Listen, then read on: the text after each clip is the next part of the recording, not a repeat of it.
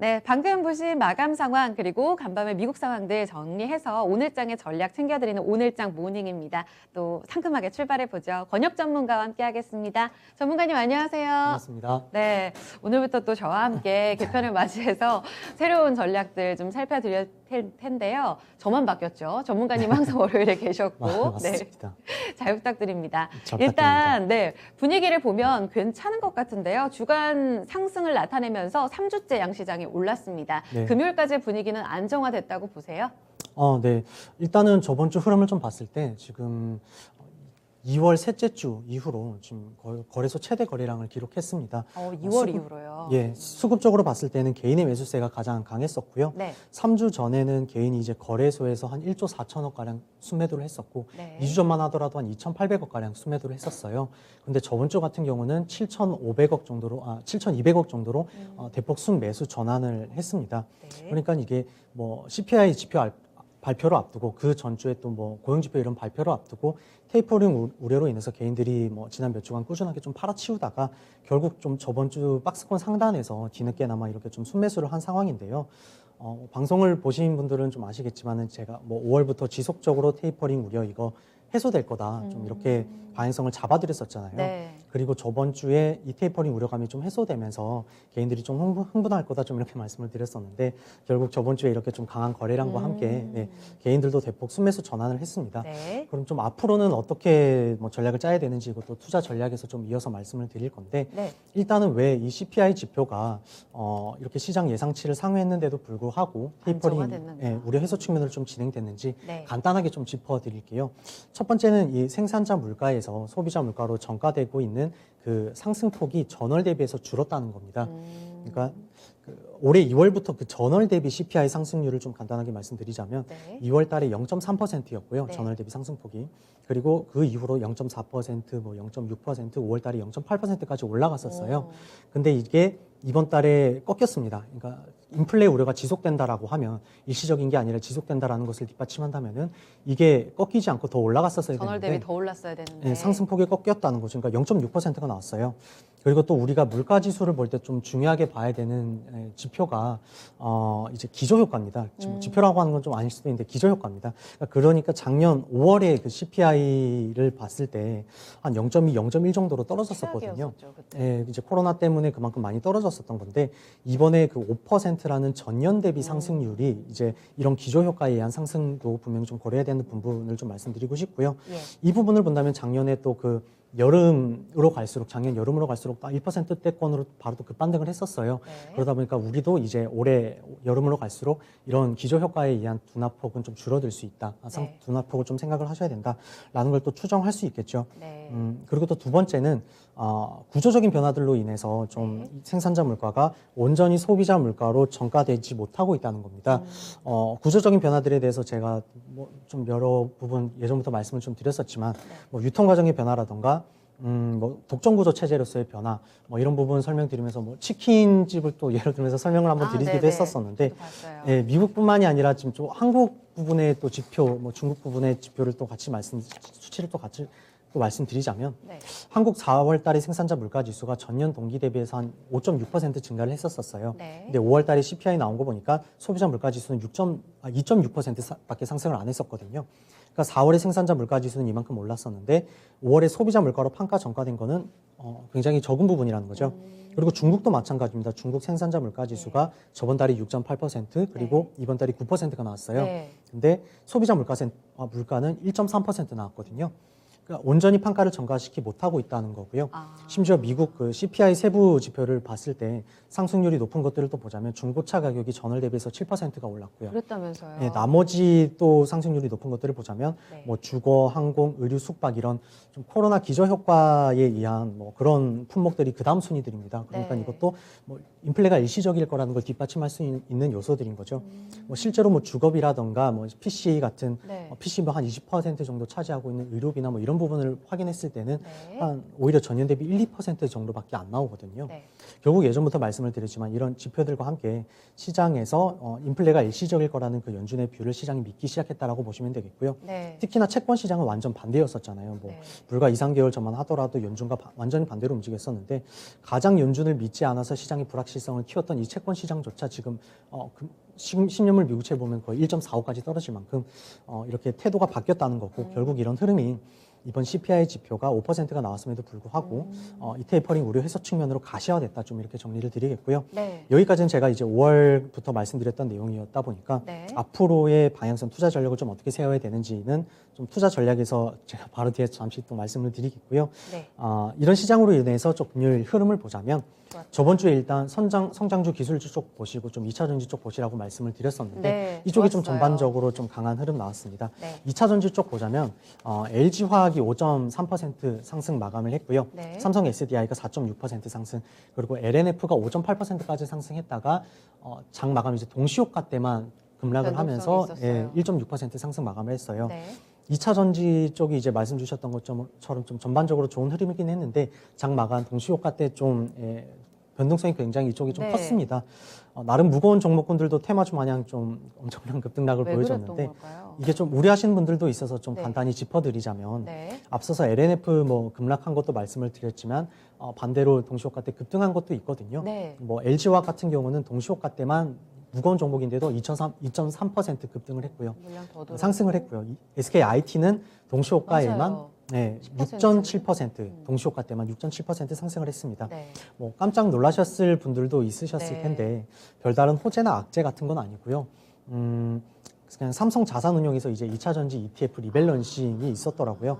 그래서 좀 말씀드리는 건 새로 편입된 종목들은 이제 뭐 수급적인 모멘텀들이 더해지겠지만 네. 그렇게 큰 영향은 없을 거라고 보고요. 반대로 또 편출입에 의해서 이렇게 비중이 빠진 종목들도 네. 뭐 이제 종목 리밸런싱으로 인한 수급적인 불안감이 단기적으로는 조금 이어질 수는 있겠지만 네. 결국에는 제 가치를 찾아갈 거라고 보기 때문에 크게 신경 쓰실 필요는 없겠다. 좀 이렇게 정리 드리겠습니다. 그리고 수소 쪽도 또 굉장히 좀 좋은 흐름 A사 나왔었죠. 쪽다 좋았죠. 네, 관련 4대 그룹이 이제 수소기업 협의체를 설립한다는 내용이 나오면서 이렇게 네. 좀 좋은 내용이 나왔는데 일단 시장에서는 지금 수소가 좀 부각을 받으면 투자자들이 지금 눈에 보이는 산업군들이 자동차 쪽밖에 없다 보니까 수소차 쪽에 일단 관심을 좀 많이 두기는 해요. 그래서 단기적으로도 이쪽에 모멘텀이 좀 있기는 할 텐데 제가 개인적으로 그 수소 쪽에 대한 섹터 강의를 그때 한번 2시간 정도 해드렸었던 그게 있었는데 네. 시간이 짧으니까 일단 그 수소 쪽을 보실 때 좀 어디 쪽을 보셔야 네. 되는지 좀 핵심이 정답만 뭔지. 말씀을 드리자면 네.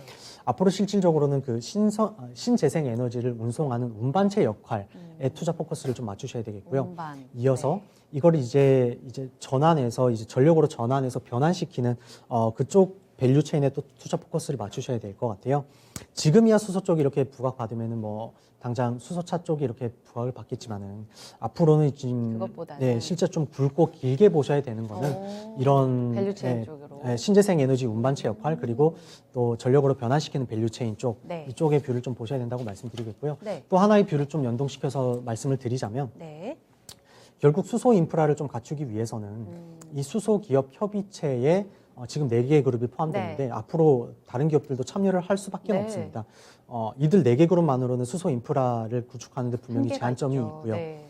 그럼 어떤 기업들이 참여를 할 것인가 그다음 그걸 보고? 본다면 네. 제가 앞서서 2가지 뷰를 말씀드렸는데 첫 번째가 신재생 에너지를 운송하는 운반체 역할을 말씀드렸죠. 네. 그러면 일단 신재생 에너지 기업들이 일단 참여를 할 수 있을 거고요. 뭐 예를 들자면 태양광의 하나솔루션을 가지고 있는 하나그룹이라던가 네. 그리고 뭐 운반체 역할이라고 한다면은 이제 수소를 압축시켜야 되기 때문에 암모니아의 롯데정밀화학을 가지고 있는 롯데그룹이라던가 네. 뭐 참여가 가능하겠고 뭐 또 두 번째로 말씀드렸던 뷰가 이제 전력으로 변환시키는 밸류체인 말씀드렸었는데 이건 이제 그 연료전지 쪽을 말씀드릴 수 있을 거예요. 네. 연료전지를 가지고 있는 뭐 두산 퓨얼셀이라던가 코롱 인더 이런 그룹들을 가지고 있는 뭐 코롱 그룹이라던가 두산 그룹도 참여가 가능하겠죠. 결국 이런 종목군들에 대한 모멘텀도 분명히 좀 생각을 하셔야 되고 좀 공부를 하셔야 된다. 이런 부분 좀 말씀드리고 싶고요. 네. 정리를 해드리자면 지금 네. 수소가 부각받으면 지금 수소차 테마가 투자자들의 좀 눈을 가리고 있는데 수소 쪽 보시려면 지금 제가 좀 말씀드린 내용 토대로 좀 여기가 공부를 핵심이다. 하셔야 된다. 이렇게 좀 말씀을 드리겠습니다. 알겠습니다. 그리고 네. 그리고 또 철강금속 쪽도 네. 말씀드리고 싶어요. 좀 오랜만에 강한 흐름 나왔는데 대장주 중심으로 강했어요. 맞습니다. 다시 이제 돌아온 건가요? 그 부분도 좀 설명을 드릴게요. 이게 5월부터 이제 좀 중국에서 이 원자재 급등에 대처하기 위해서 네. 뭐 통화 정책과 더불어서 뭐 투기 수요와 사재기 수요 막기 위한 모니터링을 했잖아요. 네. 그러면서 이 철강 제품 가격도 같이 하락을 했었는데 그랬죠. 실제로는 철강 쪽의 가수요라든가 투기적 수요를 제외하고도 실질적인 수요가 뒷받침되고 있는 상황이기 때문에 이쪽에 대한 밸류를 좀 더 높게 쳐야 된다라는 리포트가 나왔었어요. 네. 그러면서 이 원가에 대한 부담을 실제 판가 전가시킬 수 있는 그런 기업들에서 이제 포스코나 이제 현대제철 같은 대형주가 이제 부각을 받았던 네. 거고요. 그러면서 각각 뭐 4.5%, 네. 5.1% 상승 마감을 했습니다. 네. 이걸로 좀 오히려 힌트를 얻을 수 있는 건 네. 제가 그 저번에도 투자 전략으로 말씀드렸던 건데 결국 이 원가 상승에 대한 부담을 판가로 전가시킬 수 있는 기업분들을 보셔야 되겠고요.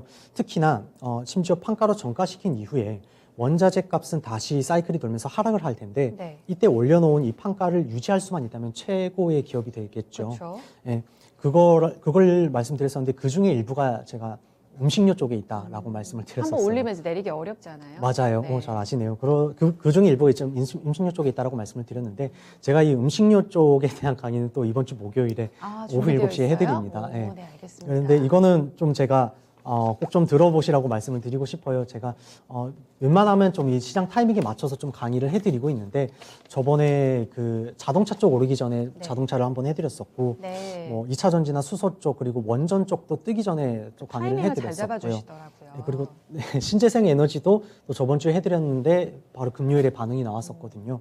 그래서 이번에 또 음식료를 음식료다. 해드리는데 네. 이번에 괜히 지금 타이밍에 해드리는 게 또 아니라고 저는 생각을 네. 하고 있어서 좀 같이 공부하자는 마음으로 좀 들으시면 네. 좋겠다라고 말씀드리고 싶어요. 네, 알겠습니다. 계속해서 저희가 추가적으로 7시에 이 제목과 함께 한 번 더 강조를 해드리도록 할게요. 일단은 금요일장의 분위기를 좀 정리해드렸습니다. 사실 금요일장의 특징주가 됐던 종목들에 대해서도 어느 정도 힌트를 주셨기 때문에 쏙쏙 들어왔고 바로 또 잡힙니다. 그렇다면 금요일장의 이 훈풍을 오늘까지 이어갈 수 있느냐가 핵심이 될 텐데 일단 금요일 우리 마감하고 나서 미국 쪽도 분위기 좋았잖아요, 전문가님. 네네. 사실 이번 주엔 빅이벤트 FOMC가 있어서 여기에서 더 나아가느냐 아니면 아무래도 관망세 속에 좀 갇히지 않을까 이런 전망들이 좀 충돌하는 것 같거든요. 네. 오늘장 어떻게 대비할까요? 일단은 방금 말씀 주신 그 FOMC 측면으로 말씀드리자면 네. 그냥 간단하게 시장이 그만큼 기대치를 얼마나 반응하느냐에 따라서 현금 확보라던가 현금을 확보하지 않고 주식 비중을 늘리던가 그렇게 포트 비중을 맞추시면 될 것 같아요. 그러니까 간단하게 FOMC 그 전까지 시장이 얼마나 상승하느냐 그걸 네. 보시면 되겠고요.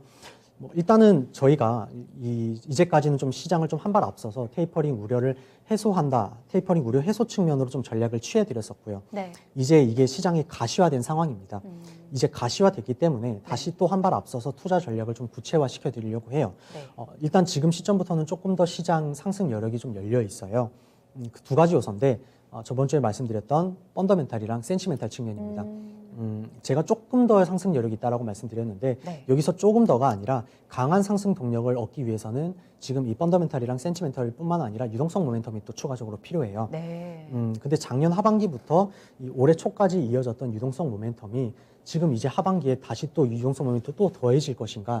그걸 예측하기에는 사실 뭐 저희가 감히 예측할 수는 없겠죠. 근데 분명한 건 이 유동성 모멘텀이 부각받을 수 있는 섹터군들은 가려낼 수 있을 겁니다. 그렇겠네요. 정답을 좀 말씀드리자면 네. 어떤 섹터군들이냐면 뭐 미국에서 지금 안보로 취급하고 있는 반도체라든가 2차 전지가 해당이 되고요. 또 전 세계의 규제사항 그러니까 뭐 환경 문제로 인한 신재생에너지 산업군들 여기에 해당됩니다. 결국 성장주 맞습니다. 이야기시죠. 이쪽은 그 성장주 쪽에서도 제가 이쪽을 말씀드리는 거고요. 이쪽은 쪽에서. 적어도 네. 유동성 모멘텀이 꺾이기 어렵다는 부분 말씀드리고 싶어요. 가장 큰 국가들이 지금 가장 큰 자금을 투입하고 있고 네. 앞으로도 뭐 국가 안보적으로 또 세계 에너지 패권이라던가 환경 문제에 있어서도 네. 유동성 모멘텀이 꺾이기 어려운 부분이 있다. 이런 부분 좀 말씀을 드리고 싶어요. 그리고 또 작년 이거를 좀 정리하자면 이제 작년 하반기부터 올해 상반기까지는 이제 시장 전체가 네. 뭐 유동성에 대한 힘이라던가 기저 효과로 네. 전반적인 상승 흐름이 나왔었다면은 올해 하반기부터는 섹터별로 유동성 모멘텀이 참 차별화될 거다. 이렇게 이해를 하시면 되겠습니다. 거시적 틀은 좀 이렇게 잡아드리겠고요. 네. 조금 이들 더- 섹터들은 단기 목표 10%가량 여력 보고 계신 거예요? 네. 그래서 제가 좀 구체화 좀 시켜드리자면 네. 저번 주 금요일에 연기금이 거의 13개월 만에 최대 순매수를 보여줬어요. 거래소에서. 정말 오랜만에 돌아왔는데 네. 어떤 종목군들을 샀나 이런 걸 좀 확인해 보니까 어디였어요? 하이닉스를 샀고요. 네. 그다음에 뭐 삼성 SDI, 뭐 SK 이노베이션, LG화학 샀고 아. 네이버, 카카오 샀습니다. 공통점이 뭐냐면 방어주가 없고요. 전부 다 성장주예요. 성장주. 네. 그러네요. 양날의 근데 양날의 검이기는 합니다. 네네네. 왜냐하면 연기금이 지난 1년 좀 넘는 기간 동안 정말 주구장창 끊임없이 계속 팔아치웠거든요. 팔았잖아요. 네. 근데 지난 그 1년 동안 시장은 끊임없이 상승을 했었잖아요. 정말 큰 음. 폭으로 상승을 했다 보니까 사실 신뢰성을 따지자면 그렇게 네. 큰 편은 아니에요. 높은 편은 아닌데 그래도 그들 입장에서 나름 꼭지에서 이런 수급의 형태를 보여줬다라는 것도 의미하는 있다. 바가 있다 네. 생각을 하고요. 네. 제가 그래서 투자자분들에게 좀 권해드리고 싶은 건 이런 시장에서는 좀 중기 포트랑 단기 포트를 좀 구별하셔서 나눠서. 계좌를 좀 나누시라고 말씀을 드리고 싶어요. 그래서 아직까지도 좀 성장주가 없으시다면 네. 안 오른 섹터군에서 그 2차 전지랑 신재생 에너지 쪽은 네. 좀 담으시라고 말씀을 드리는데 네네. 이 중기 포트랑 단기 포트에 같이 담으시고요. 네. 단기 포트는 이쪽 섹터의 목표 수익률을 이제 10%로만 로 좀 잡으시고 중기 포트는 추세 매매를 하시라 좀 이렇게 좀 말씀을 드리겠습니다. 이렇게 말씀드리는 이유는 네. 시장이 이제 상승할수록 인플레 우려가 다시 불거질 거고요. 그렇죠. 상승 강도가 강할수록 이게 더 민감해질 겁니다. 네. 민감하게 반응할 겁니다. 그런데 지금 또 인플레 우려가 이게 또 해소가 될 수 있잖아요. 해소가 되면은 또 미중 갈등이 다시 불거질 겁니다. 지금 G7만 봐도 알 수 있듯이 성명에서 아주 강력하게 중국을 비판했더라고요. 맞습니다. 코로나 전에 지금 계속 싸우다가 코로나 때는 이제 자국 내 앞가림도 하기 힘든 상황에서 지금은 이제 좀 살만하거든요. 네. 먹고 살만하다 보니까 다시 지금 이 갈등으로. 시장의 인플레 우려가 투자자들의 눈을 가리고 있는데 오히려 이 미중 갈등으로 리스크가 재발하면은 다시 그만큼 민감도가 커질 수 있다는 네. 거죠. 그러니까 지금 저희가 맞을 곳을 알고 있으면은 뭐 그게 대비도 대비가 되고 될 텐데. 방어도 되잖아요. 맞을 곳을 알고 있으면 그게 되는데 이쪽을 때리는 게 아니라 이쪽을 이렇게 긴장하고 있는데 이쪽을 때려버리면은 네. 그만큼 타격감도 커지는 거다 보니까 그래서 뭐 그렇기 때문에 좀 이런 부분도 좀 고려를 그렇죠. 하시면서 맞을 수 있을 부분을 대비해 주시는 거잖아요, 지금. 맞습니다. 네. 그래서 이런 부분도 좀 고려를 하시면서 중기와 네. 단기 포트로 좀 현금 확보까지 할 수 있는 그런 네. 포트를 꾸리시라고 좀 말씀드리고 싶고요. 네. 그리고 그리고 섹터 쪽에서 또 하나 말씀드리고 싶은 건 수소 네. 쪽입니다. 금요일에 반짝하기는 했지만 추가적인 모멘텀이 분명히 있어요. 네. 그러니까 앞서서 이제 제가 원전 테마가 좀 크게 두각을 나타냈었던 게 네. SMR 쪽이잖아요. 근데 이 SMR이랑 수소는 같이 가는 거예요. 가까운 미래에서도 신재생 에너지가 같이 또 수소랑 같이 갈 건데 예. 이 SMR과 이어서 좀 탄소 중립 목표를 이루는데 핵심도 되겠지만은 수소 쪽도 뗄 수가 없는 관계다 보니까 제가 이것에 대해서는 한 2주 정도도 계속 말씀을 드렸었거든요. 네네. 그래서 깊게 말씀은 드리진 않을 텐데 이런 부분에 테마군들이 뜨겁게 반응을 보였던 것만큼 네. 이쪽 수소 쪽도 같이 보셔야 된다 이렇게 네. 좀 말씀을 드리겠습니다. 알겠습니다. 성장주에 또 키포인트가 맞춰져 있다는 부분은 어느 정도 안도가 되기도 합니다. 그렇다면 오늘 권혁 전문가님의 오늘장 관심주, 주목할 수 있는 종목은 어디로 압축하나요? 네, 일단은 저는 오늘은 그 해상풍력 쪽, 오. 신재생 에너지 쪽에서 CS 윈드 들고 왔어요. 근데 제가 수소 쪽을 많이 말씀드렸는데 네. 수소 쪽은 아까 말씀드렸듯이 그냥 그 신재생 에너지 운반체 쪽 밸류 체인이라던가 그 길게 보자. 전력 변환 쪽으로 보시는 게 맞겠고요. 네. 제가 이제 CS 윈드를 말씀드리는 거는 이제 CS 윈드가 미국의 베스타스 공장을 인수한다라는 그 공시 내용이 나왔어요. 네. 중요한 게 뭐냐면 현재 CS 윈드의 공동 대표가 과거 이 베스타스 타워 부분의 대표를 맡았었습니다. 연결고리가 있군요. 심지어 그때 직접 건설한 공장이고요. 네. 그러다 보니까 좀 더 빠른 시간 내에 좀 인수 효과와 함께 효율적인 운영도 지금 바로 가능한 상황이라는 점을 네. 좀 말씀드리고 싶고요. 또 2주 전에 덴마크 총리가 말을 했던 게 뭐냐면 한국 파트너와 해상풍력 사업이 중요한 합의점에 도달했다라고 직접 그 덴마크 총리가 언급을 했어요. 네. 근데 중요한 건 이제 그 베스타스 타워의 모회사인 베스타스가 이 덴마크의 풍력 터빈 업체라는 거죠. 그러니까 그만큼 직접적인 추가 모멘텀도 기대되는 상황이라고 좀 말씀을 네네. 드리겠습니다.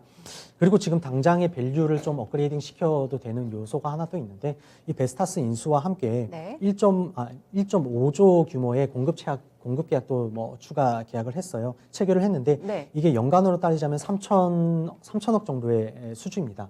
근데 이걸 작년 연간 매출을 보면은 한 네. 9천억 대거든요. 네. 그러니까 이게 매출액으로 따지자면 3분의 1 정도를 차지하는 굉장히 많은 수주라는 거죠. 네. 이게 그리고 또 당장 3분기부터 또 반영이 될 거라고 해요. 그래서 이 부분도 좀 말씀을 드리고 싶고요. 네, 네. 그리고 또 중요한 건 미국이겠죠. 예. 바이든 정부가 그린 산업에 대한 대규모 부양안을 발표를 했는데 이 수혜를 미국 내에서 이루게 하는 정책을 펼치고 있어요. 네, 네. 무슨 말이냐면 해외에서 들어오는 그 타워는 대부분 뭐 상계 관세라던가 그 반덤핑을 부과하는 그런 네. 내용을 좀 말씀을 드리고 싶은데 방금 말씀드린 그 1.5조의 공급 계약이 이게 미국향입니다. 네. 그러니까 이걸 기본으로 좀 기타 터빈 메이커도 공급 계약이 좀 이어지게 될 건데 네. 이런 반덤핑과 이제 관세 때문에 미국 내에서 수급이 더 이루어지게 될 거라고 보기 때문에 이런 유리한 측면과 함께 좀 앞으로 터빈 메이커들의 공급 계약도 좀 네. 추가적으로 이어지게 될 오. 것이다. 저 이런 부분 말씀드리겠고요.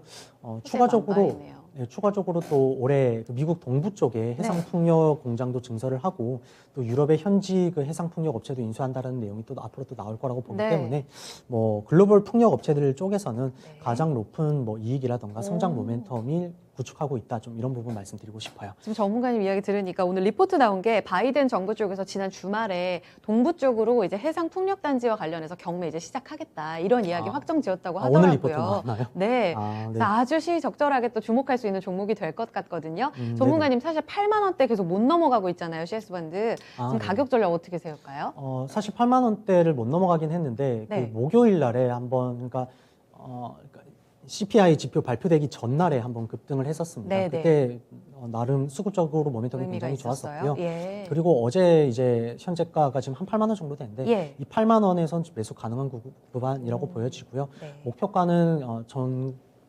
전고점이 이제 박스권 구간이었던 9만 원 말씀드리겠고 손절가는 7만 5천 원 제시드리도록 하겠습니다. 알겠습니다. 리스크 라인은 잘 기억하셔야겠어요. 실수인데 7만 5천 원 손절 라인 그리고 지금 가격대 충분히 매수 관점 유효합니다. 목표 가격은 9만 원으로 제시해 주시면서 바로 직고점 8만 7천 원은 강하게 넘어갈 것으로 전망하고 있습니다. 오늘의 관심주 CS윈드의 연속성 꼭 확인해 보시기 바랍니다. 전략은 여기까지 들을게요. 전문가님 고맙습니다. 감사합니다. 오늘장 모닝 함께했습니다.